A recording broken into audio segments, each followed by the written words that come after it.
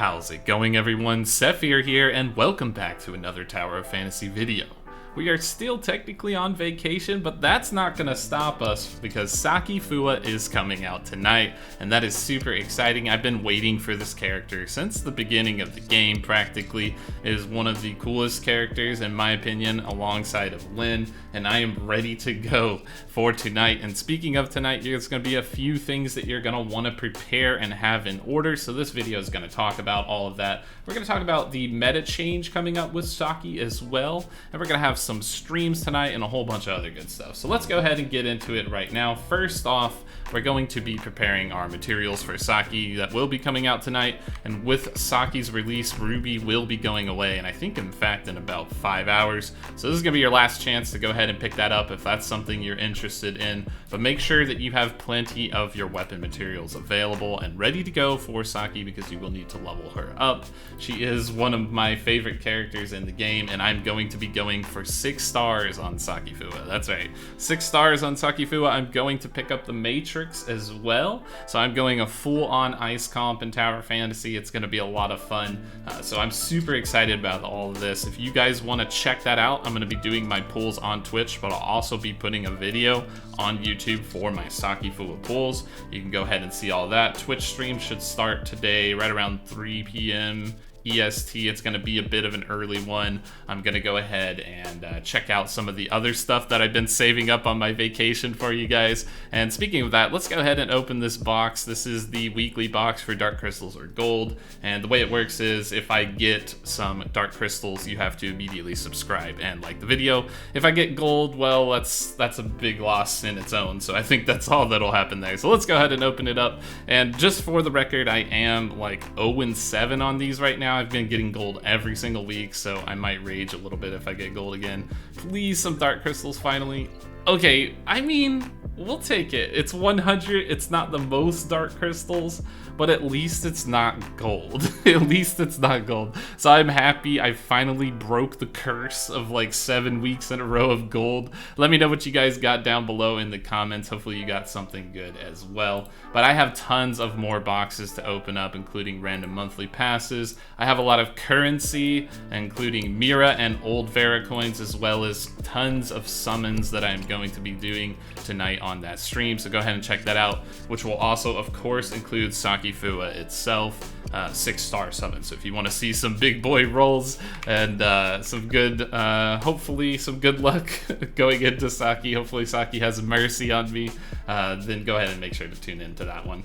So the Saki changes going forward will definitely shift the meta. I know there's a lot of Crow in the top of the Bygone leaderboards at the moment. A lot of Crow and a lot of other, maybe a little bit of Ruby here and there, depending on how it is. But that seems to be the general vibe and the general fix here for mostly what we're seeing for characters. So it's usually Ruby or Crow right now at the top, but I think Saki will probably take the place and bump some of these characters down on the leaderboard list, because now we have Saki in addition to Frigg, plus other characters that we can utilize. So Ice is really going to start to come online in terms of the meta. So this is going to be a very powerful composition, and with Lyn most likely after Saki, Ice is looking very, very, very incredibly strong, so that should definitely be a huge power balance and shift. So I would just go ahead and start preparing for that, because that seems to be what's in our future at the moment.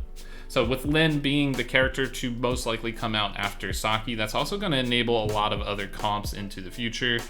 So fire comps are going to get that extra burn dot. Physical comps are going to start to come online, and we'll probably see Lyra as well some point down the line. I'm really hoping, because you know, not getting Mark and Buy really hurt us for both Volt and the physical. So we're kind of lacking, in a sense, some limited character content for some of that. Speaking of content, there's a lot of new content in the game currently, level 76 being the cap, which will also give you access to some of the new instances. So these are interesting. I know you guys have probably seen them for a few days, but since I was on vacation, I'm kind of like just now setting on the video. I've been doing them. So the 2 new ones are going to be Sadness Valley and the Endgame. The end game seemed pretty straightforward and simple to me. I like this. It's a few floors of enemies, and then you fight the puppet singer at the end, which was not too difficult. The other one, the Sadness Valley, is very hard on mobile, I will tell you that. It is very hard on mobile. It requires a lot of flying and a lot of obnoxious things to do. And through this vacation, I have some newfound appreciation for mobile users, because I've been playing it, and there are some avenues in which it's better, but man, it is sometimes a struggle, especially on like little mini games and things that require like fine-tuned turning or movement, aiming, things like that. It can be a little challenging. So that was a bit of an awakening for me while I was traveling here, so playing on that. But now I finally got a like little PC set up over here, so this should be pretty good. So we'll be doing a lot of fun stuff here. But yeah, Sadness Valley, there's a lot of flight boosts, and the end boss, the Weaver, was pretty easy, to be honest. So these things are nice, and if you guys aren't aware of the way it works, basically there's boosted elemental, both in terms of attack and defense, which is a little rough, for the certain type of gear. So you can kind of target a little bit more what type of elemental gear you want to aim for, including all matrix, just literally everything. So that's quite nice to see. I do enjoy both of these. I think that the strategy right now for Joint Operation is probably to focus mostly on Endgame and Sadness Valley, but I still think there's a place for the Deep Sea Stronghold as well as the Proving Ground, because boots and gloves are your big focus in terms of critical. They give you a large power spike, so being able to have access to these and a little bit more of a direct choosing point is probably good, because the only thing that matters on these items is critical anyway, so getting a boosted drop rate of elemental damage over here probably doesn't matter too much. It could come into play with Volt, because sometimes Volt hits a crit cap where you might be able to just, you know, milk in a little bit more damage instead of crit. But, you know, that's just my thoughts on that in general. So let me know in the comments down below. Let me know how you're enjoying those and what you've been spending your vitality on recently. And there is one other thing I gotta talk about, because this one was very interesting. I saw a lot of people on my server have been clearing the wormhole, but not too many. It seems like it's about 24 people that are able to clear up to the floor 120. So this is a very, very hard content. I was able to clear it myself, so I'm going to share with you a little bit of my strategy for that, so hopefully that helps. This is going to be the Wormhole Hercules. This is, yeah, I think the name is very appropriate here. I think the name is very, very appropriate. But basically, Wormhole Hercules is very challenging because of this mix-up for the elemental dice. It's going to make things a little bit annoying on normal mode. Hard mode kind of gets obnoxious, but the thing that really gets fully difficult is going to be the challenging mode. You're going to have 3 random elements that are just completely immune to elemental damage. So this means that your roster is going to have deep pockets. You are going to have to dip down into flame characters, ice characters, physical characters, and Volt characters, depending on what you have. So it can be a little bit difficult. This is going to change per level that you do. So while you're mid-clear, if you clear 5-1, 5-2 could be completely different. The bright side is that you can set up your equipment before you go into 5-2, so you can change all your gear and all your weapons, and you can head in with a full physical team or whatever the case may be. I've found this to be really fun, including this buff with the melee roar, which is extra damage. So what I have been doing, the approved strat from me, someone who's beat 120, and I did it with pretty good ease. There was a little bit of you know, a little bit of hiccups with some of the bosses because they do hit hard. But what I've been doing is I've been running 2 healing weapons and 1 damage weapon of the appropriate element that can actually deal damage. So I've been running Zero and Nemesis, and that's been working wonderful for me because I can heal myself to full, and I can completely ignore the boss timers. So if I ever run out of time, it just doesn't matter because I can heal for more than I actually take.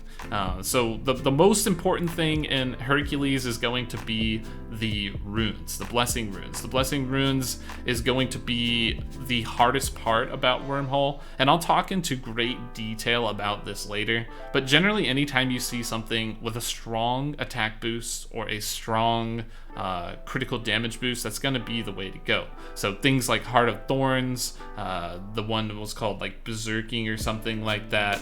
That one was really powerful, where you exchanged crit rate for crit damage. All of these things can carry you across the levels. So you're going to be able to get up to 100%, which is generally 4 elite monster kills, and you can stack them together. I'll show you some strategies for that. I'll make a specific video for literally how to beat this thing, because this is probably the first time where Wormhole strategy has actually mattered. This thing is very hard, and that's coming from someone who has spent some money on this game, you know, a bit of a whale.